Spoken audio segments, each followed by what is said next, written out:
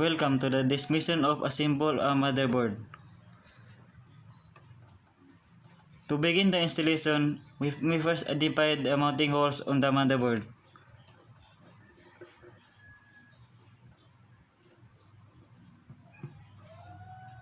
Then, we locate the mounting screw holes at the base of the system. We line these mounting holes on the motherboard with the mounting screw holes.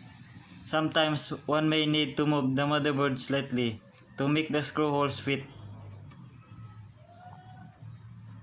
Then, we secure the motherboard to the base with the help of the screws that come with the motherboard.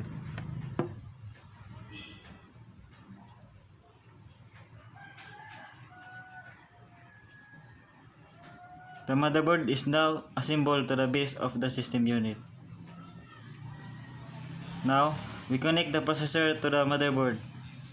This is the processor. To connect the processor, we place the processor on the processor socket and secure it with this clip. Next, we place the color unit in the processor. The color unit is attached with this cable to the pass slot. In some motherboards, instead of a processor socket, there is a processor slot into which we slide the processors to fix it.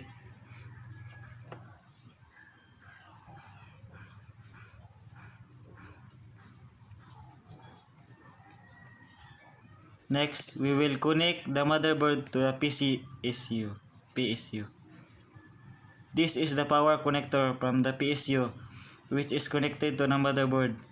Note that its plug is much larger as compared to the plugs of the other cables of the PSU.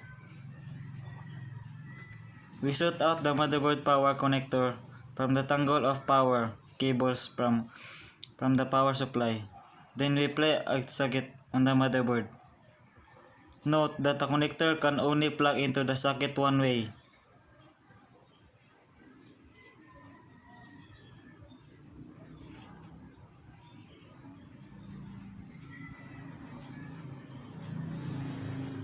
We will next connect the wiring to the motherboard. This is the speaker plug, and these are the plugs for the hard disk LED, reset switch, and power switch.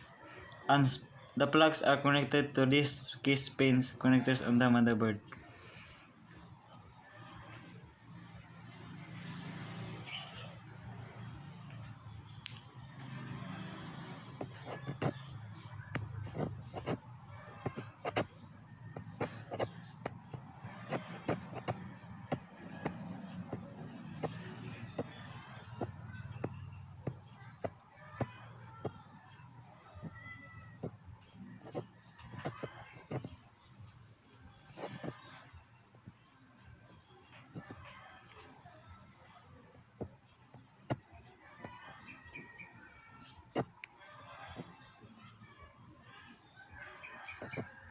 Now, all the required connections are made to the motherboard that we just assembled.